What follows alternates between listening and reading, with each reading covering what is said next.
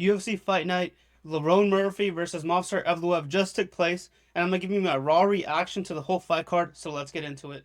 First fight of the night, we have Chanel Dyer versus Ravina Oliveira. Man, this so in my breakdown, I said that this fight was gonna be boring, this and that, and this fight was not boring. Chanel Dyer came in with heavy pressure, one step ahead of Oliveira. Oliveira's a bum. She's a bum, and in round one, she was just Dyer was just piecing up Oliveira. Oliveira just couldn't find a rhythm, just getting getting outstruck with by Dyer. Dyer using her length very good. And yeah, I mean that was the story of round one. Then come round two, Oliveira kind of bum rushes a little bit, and Dyer just clicks her with a nasty jab that kind of drops Oliveira.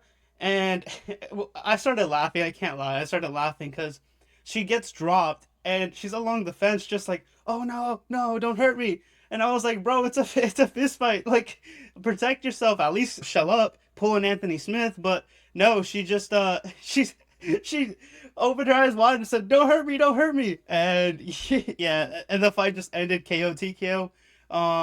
Very unexpected in my opinion because I didn't think that was gonna be a finish, but pretty funny outcome. So yeah, Dyer's able to get a KO TKO in round two. Moving up into the card, we have Shamrock versus Abdul Karim Al Sawadi. Okay, now this fight pretty competitive, but there was a clear winner. Abdul Karim was just one step ahead the whole fight. Shamrock had his moments, you know. He landed a couple head kicks that were kind of flush, kind of stumbled Abdul, but he was able to hide the damage and, you know, hide the fact that he got stunned, you know.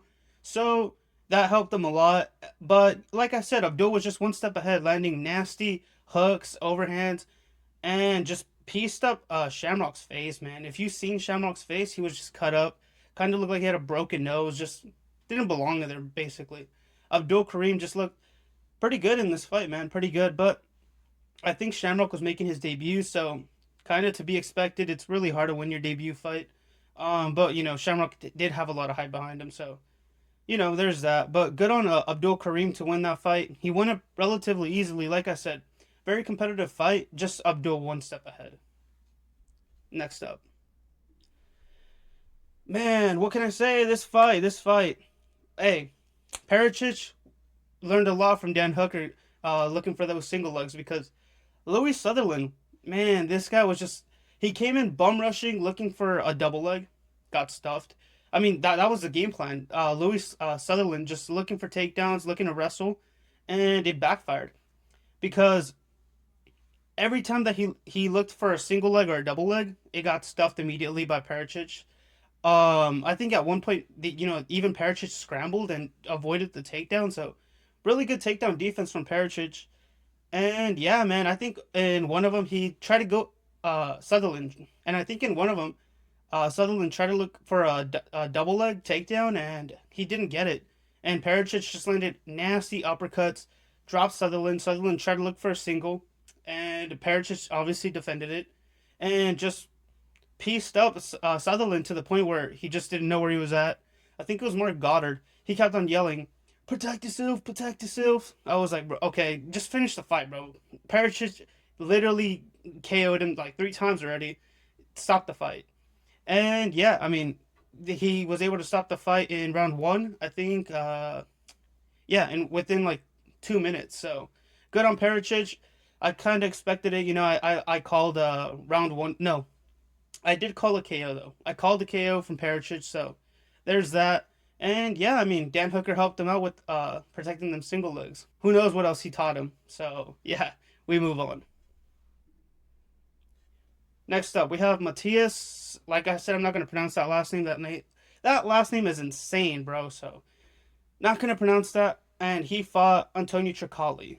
Now this fight was a letdown. At least in my opinion, because I thought that Matias was going to be able to get an easy KO against Tricoli, and that wasn't the case.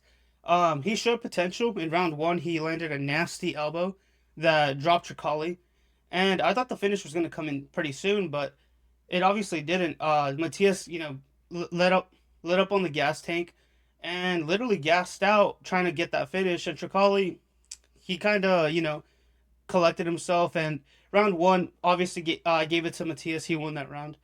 Then come round two, a little more competitive, but Matias did win that round because he stumbled Tricali a couple times. But you can see the problem in Matias, and that's the gas tank. Because come round three, that boy was gassed. That boy had nothing to he had nothing to offer Tricali. And at some points, I thought Tricali was going to be able to get a finish. He got full mount. He had the back, in dangerous positions, and Matias was just huffing and puffing, just could not collect himself, Um, so yeah, I mean, it was a 29-28 decision in my opinion for Matias. Because yeah, he won round one and round two clearly, but round three just was not there, and that's surprising because Antonio Tricali is a bum. He's a trash can, and if you're letting that happen against a trash can, you're gonna get beat easily against higher level competition.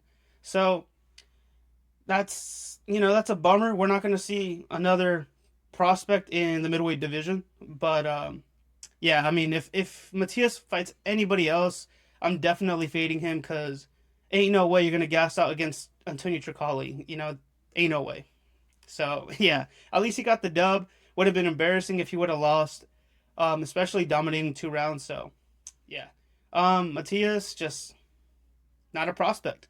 So yeah, we move on. Mario Pinto versus Felipe Franco. Now, I had Mario Pinto, he won.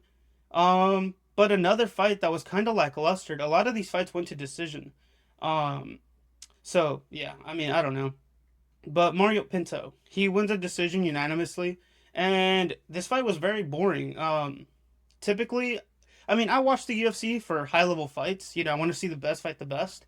But when it comes to heavyweight, I kind of expect you to slug it out. I kind of expect you to just like fight as if you were in a bar. You know what I mean? And this fight was boring as fuck. Mario Pinto just clinching all the time, holding Franco against the fence. Landed a couple, punches outside the clinch, on the feet. But for the most part, he was just, pulling a Mario Bautista, just holding Franco against the fence, just killing the clock. So Mario Pinto gets the win. But what does that mean? Doesn't really mean anything. Like I said, very lackluster. A lot of people thought that Pinto was going to be able to get the KO, or get the KO in general.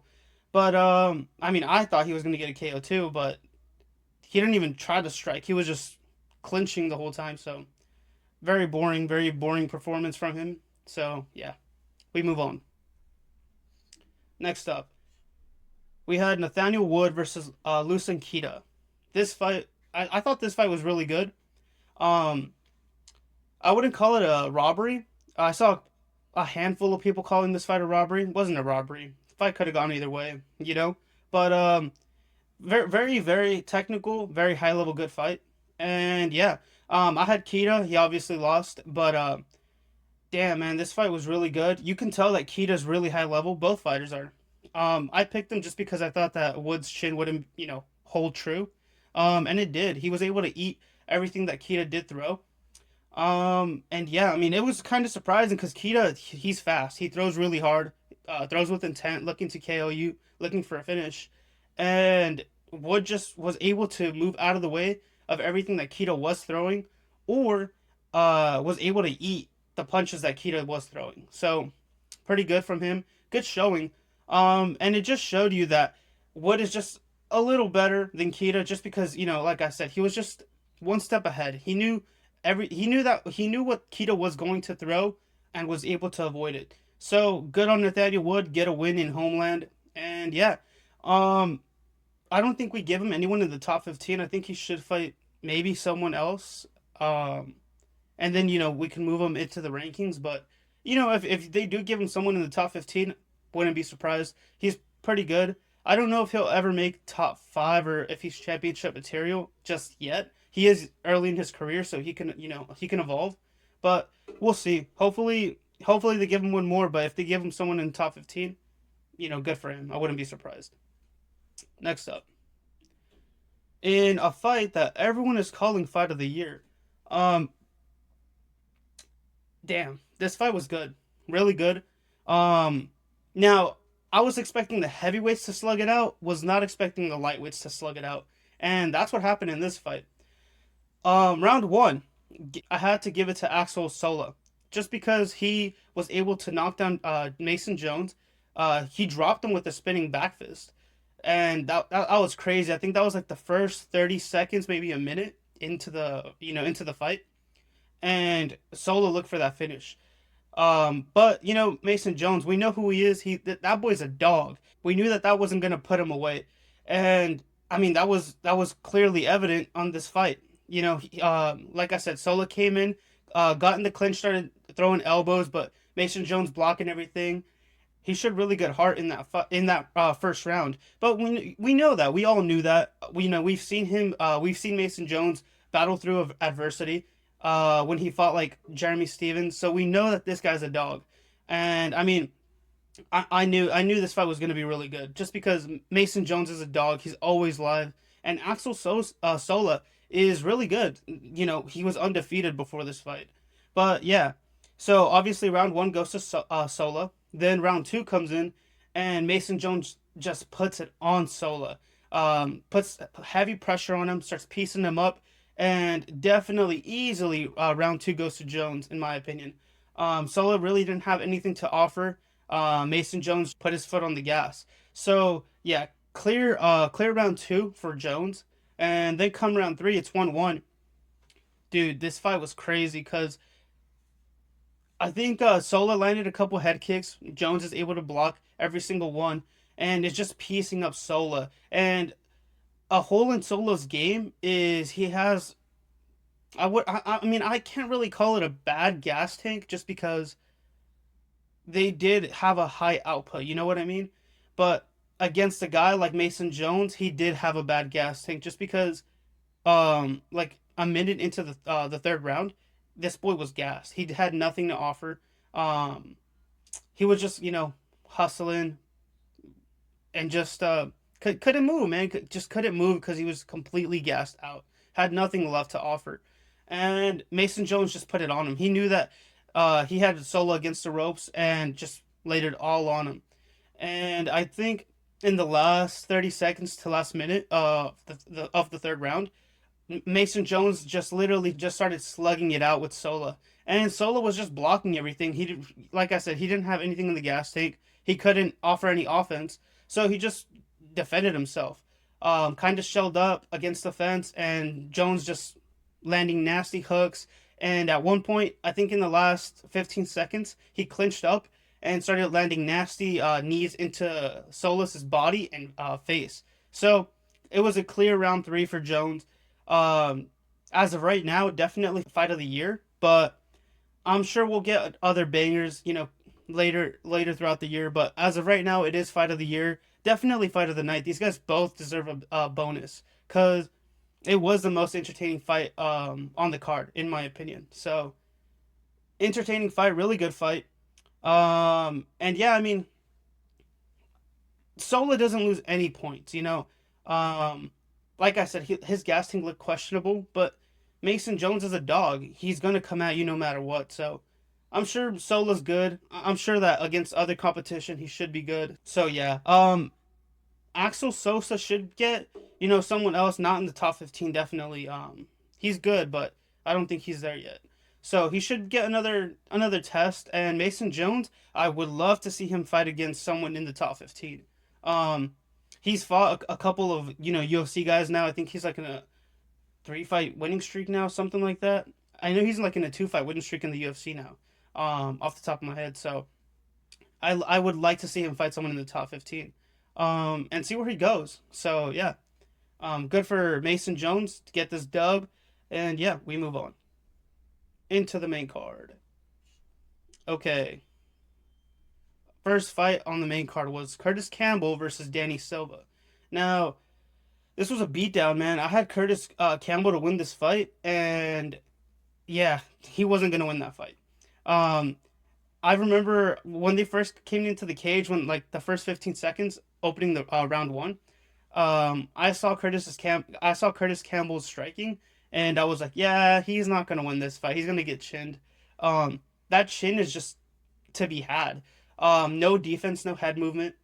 Um, and yeah, I mean, we know what Campbell is. He's a grappler, wrestler, specialist, and he just couldn't get that game going against Silva. Silva was able to defend every single takedown and keep the fight on the feet. And that's where Silva wanted it. He literally pieced up Campbell. Campbell was able to eat a couple punches, but um, in one of the exchanges in round two, Campbell tried to kind of swerve out of the way, and he did get out of the way out of Silva's left hook, but the right hook just followed up and landed, clean on Campbell's chin, dropped him, and Silva just looked for the finish, and he was able to get it done. Which, like I said, during the fight, did not surprise me because it was obvious that Campbell was not going to win. His stand up is kind of atrocious, and his chin was just out there. So good on Danny Silva. He's fought really good competition. So yeah, and Dana needs to give this guy a bonus because he put out a really good fight, and he said he was broke. So give Homeboy another fight. He said he wanted a fight in July. So let's see him in July against. Call me crazy, but against someone maybe in the top 15 because he did show potential. He was pretty good out there. So yeah, get this guy, get this man paid, and let's see him in July. So good on Danny Silva. Curtis Campbell, I don't know, man. This guy, he's good on the ground, but his stand up is pretty atrocious. So we'll see. Um, let's give him like 4 months, 4 or 6 months to you know catch up because he needs to work on his footwork and his striking.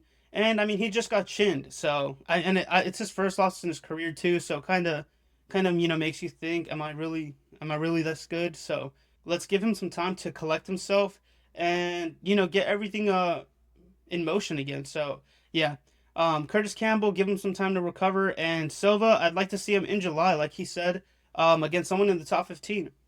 Next up.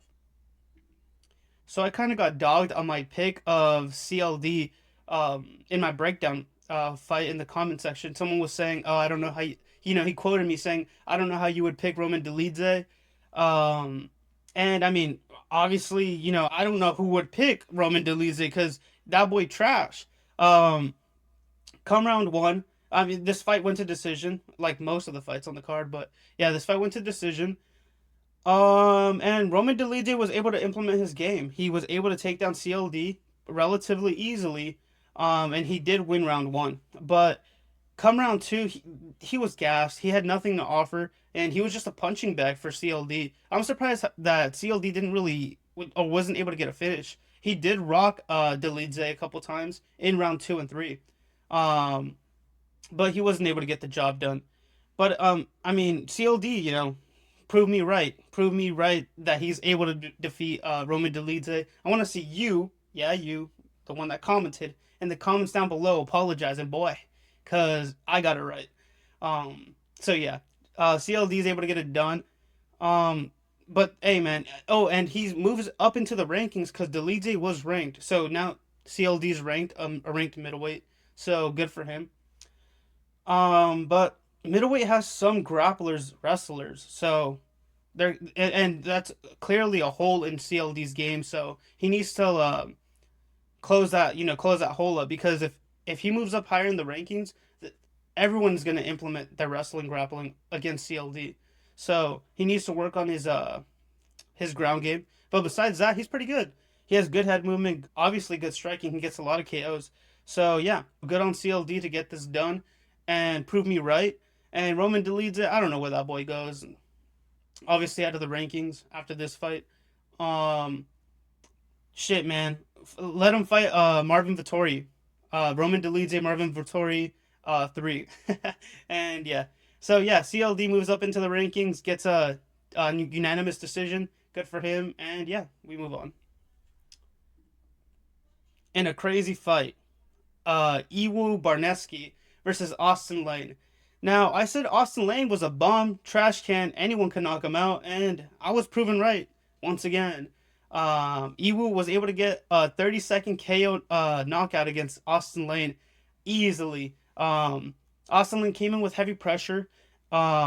And the height advantage and length advantage was insane on the side of Austin Lane. That boy's huge, but Iwu made it look easy. Iwu, I think he's 6'1", something like that, and Austin Lane's 6'6". He looked huge in there, but it was not a problem. Not a problem for Iwu. Iwu, accepted the bum rush. I mean, did Austin Lane not see Iwu's last fight? This guy literally slugged it out in the middle of the cage. I don't know why he would do that, but he did it. Iwu accepted. And the first exchange in the pocket, Iwu drops Austin Lane. Iwu goes in for the kill, a nasty ground and pound, and the fight's over. Austin Lane doesn't know where he's at. That boy's just confused, sitting on the ground like, huh, huh, where am I? And yeah, that boy's cut 100%. Ain't no way he's still in the UFC. I mean, he should have been cut like 6 years ago. So I don't know how he was still in the UFC, but he's definitely done. That boy's out. So easy dub for Iwu. Good for him. He should get a bonus as well. A lot of the finishes should get bonuses. But yeah, good performance from Iwu. Um, I don't know if he should fight someone in the top 15. Don't know about that, but he's definitely a guy you want to keep an eye out for. So good on Iwu. Moving up into the card. I think this was the fight of the night. Yes, wait. Yeah, it was. So fight of the night, MVP versus Sam Patterson. Now, a lot of people expected this fight to be a barn burner, like two strikers going at it, two kickboxers going at it. And what a lot of people don't understand when they want stuff like that is it's kind of the mentality of you get two wrestlers in the octagon, you're going to get a striking fight. And when you get two kickboxers, especially high technical kickboxers in the octagon, none of them want to make mistakes. None of them want to open up because the other guy's going to take advantage of it. Typically kickboxers, especially technical kickboxers like MVP, Stephen Thompson, Sam Patterson, all of these guys, they're looking for mistakes. They're looking for openings. They're looking to counter. And when you have two high level guys like that, they're not going to make mistakes. They're not, the openings aren't going to be there that often. So the crowd was booing. A lot of people are gonna call this fight boring. Um, was the fight Well, was the fight entertaining? No, it wasn't entertaining. But they're both obviously really good kickboxers, very technical kickboxers, and you could see that because whenever Patterson did open up, MVP pieced him up, landed the 1-2, and like beat up that lead leg from Patterson. So like I said, whenever Patterson just opened up, um, Page was just there to attack anything that Patterson did throw. So good counter striking from Page. Um, he obviously won the fight, and yeah, I mean, not really much to be said about this fight. I just wanted to say that a lot of people call this fight boring, and it was to be expected. I mean, I wasn't expecting a barn burner. Like I said, you put two wrestlers in an octagon, they're gonna strike. You put two high level kickboxers in the octagon, they're not gonna be really striking that often because they're both counter strikers. They're both um, looking for openings, looking for holes, and two high level guys aren't gonna be doing that. So there's that. So yeah, we move on. All right, now the co-main event, we have Luke Riley versus Michael Aswell, and this fight was very competitive. Obvious winner, Luke Riley. He obviously won the fight. Um, I think it was a 30-27. I think it was. But yeah, I mean, I think round one could have been to Aswell, but round two and three, definitely Luke Riley. And Luke Riley showed that he had a chin. He showed that he has superior striking and good takedown defense from this fight. Michael Oswald tried to get into the pocket, try to make the fight nasty, and it didn't work out for him. Luke Riley landed some nasty uppercuts, nasty hooks, overhands, just everything you can imagine he threw. And yeah, I mean, Riley was just one step ahead of Aswell. Aswell just couldn't. In round one, the fight looked really good. It looked really competitive. Like I said, I kind of gave round one to Aswell, but then come round two and three, Aswell kind of broke. He stopped being technical. He stopped, his footwork kind of, slowed down. He just slowed down entirely. And, I mean, if Aswell could have showed himself out like he did in round one, I think this fight would have been a lot closer. But like I said, he started breaking after round one, and that's how Luke Riley was able to make the difference. He was able to pull ahead, and it was clear as day. Like I said, but yeah, I mean the judges gave Riley round one, two, and three, but round one could have gone to either guy, so not really a big deal. And at the end of the day, Riley did win, so yeah, good for him. Good for Luke Riley. Um, Big prospect. Everyone's high on him, especially since he's Patty Pimlet's little butt buddy. So we'll see where he goes. Um, what I don't like about Riley is that his chin's out there to be had. Not not a lot of head movement. If you have power, you can clip him, but in the featherweight division, almost nobody has power for the most part.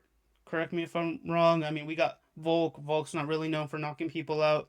Murphy and Evloev just fought in this, in the card. They don't have power, so not a big deal, but just something to note. But everything else, he looked pretty good. So good on Luke Riley to get that dub, in Homeland, and yeah, good for him. And next up, we have the main event of the evening: Movsar Evloev versus Lerone Murphy. Man, where do I start? So, well, you know what? This is where I'm gonna start. They gave the fight to Movsar Evloev, which is insane to me.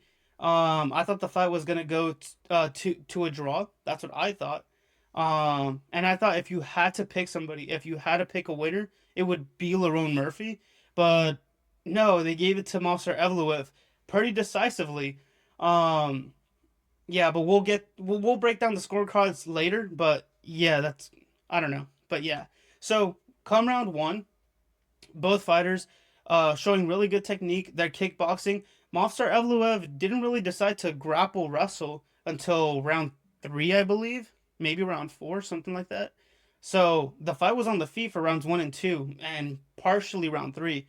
And in my opinion, Lerone Murphy won round one, and round two was competitive. But I still gave it to Murphy. And round three is a swing round, right? It could have gone to either guy, not really a big deal. But in my opinion, rounds one and two went to Lerone Murphy. Um, then come round three is a swing round. But I kind, I mean, if I'm scoring it correctly, I'm giving it to Movsar Evloev. But I was thinking, I'm like, this guy's at home.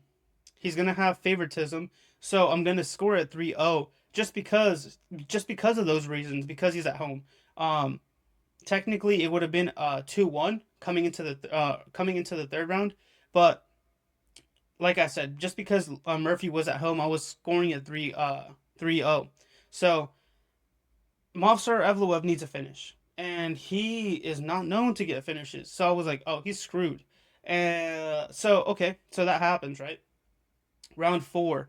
Round four, Evloev kind of starts getting his rhythm, starts picking it up a little bit, implements the grappling wrestling, and he's looking good. He's looking good in there. Keep in mind, there was a nut shot that happened, I think, in round two, early in the fight, right? No points were taken, but in round four, Evloev hits another nasty nut shot. Um, and I think it was Mark Goddard, if I remember correctly. But Mark Goddard's the ref and takes a point from Evloev. So, best case scenario, if Evloev keeps winning, keeps dominating this round, it's 9-9. It's a draw round, right? But if Murphy wins, it works in his favor. Um, but yeah, round four ends. I have Evloev. I think Evloev wins this round. So technically, it's 2-1 or 3-0 in my scorecard, right? Um, so technically, Evloev can still win this fight, aka a draw, if he wins round five, right? Which he did. In my opinion, he won rounds four and five decisively, right? So, like I said, round three was a swing round. Uh, but technically, I mean, I scored this a draw. This fight should have been a draw. Um, and like I said, if I had to pick a winner, I would pick Lerone Murphy. But in my opinion, there was no winner. It was clearly a draw. Murphy won round one and two. Round three, swing round. It could be 2-1 or 3-0. And Evloev won rounds 4 and 5. So if you give Evloev round three, it's a draw, right? 2-2. And if you give round three to Murphy, it's Murphy wins 3-1 because round four is a draw, round five is a round for Evloev, so 3-1. Um, that was my mentality and that was my mentality up until I heard the scorecards. When I heard the scorecards, I think it was 48-46, 48-46, and 47-47. When I heard the scorecards, I was like, okay, they gave it to Lerone Murphy. Makes sense. Kinda. He's at home, this and that. And then when I heard Movsar Evloev, I was like, whoa, what the, like, what are we doing? Um, Call me out of left field. I was shocked. I don't know how you score it to Movsar Evloev. Um, yeah, I don't know. But he's the winner. He's gonna fight Volk, and I mean, good showmanship on Lerone Murphy though, because during when they interviewed him, he did say, "Give this man the title shot. Don't skip anyone else." We know that there was talks about Jean Silva fighting for the belt next. That's why he was out there signing a contract or something like that. But yeah, I mean, the winner of this fight should be fighting for the belt next. So Evloev should be fighting for the belt next. But here's the thing, guys. I have the scorecards right here. So Ben Cartridge, he gave 1, 3, 4, and 5 to Evloev, which is crazy. I don't see how you score round one to Evloev. So did Derek Clearly, and no, sorry, wait. Yeah. So did Derek Clearly. Yep. Um, the only judge that got it right was Clemens Warner. He scored it a 10-9 for Lerone Murphy, which this right here is a correct scorecard. So the fight would have been a draw. Should have been a draw. Um, but I mean, I don't know. I don't know. I mean, it kind of kills the sport, in a way. Um, just because you're kind of eating into Lerone Murphy's profits, and you're giving a title shot to somebody that, in a way, don't kill me in the comments, guys, but in a way that doesn't deserve to fight for the title because the fight was a draw. But yeah, I mean, if that nut shot never happens, obviously, we see it right here. If that nut shot never happens, Movsar Evloev wins the fight. But obviously, I mean, we're playing with theoreticals, and you know, obviously we can't do that. He did hit him in the nuts twice, so we got to take a point. And yeah, I mean, the fight's clearly a draw. I don't know how you score round one to Evloev. So yeah, I mean they fucked Murphy at home. I don't know how that's possible, but they fucked him at home. And yeah, I mean Evloev wins majority. He wins majority decision. So I guess good for him. He's gonna fight for the belt next. Should be an easy fight for Volkanovski in my opinion. So yeah, and Volkanovski, please. You're not gonna watch this video, man, but please retire. Beat this guy and retire because the UFC is trying to get rid of you, man. So beat this guy, retire, and sail onto the sunset. Okay, but yeah, Movsar Evloev wins majority decision in a fight that I don't think he won. So yeah. So yeah, man. I mean, I don't have much to say after that. So that was my raw reaction to UFC Fight Night Movsar Evloev versus Lerone Murphy. Let me know what you guys thought in the comments down below about the fights, about this fight. I want to know what you guys thought about this fight. And yeah, until next time.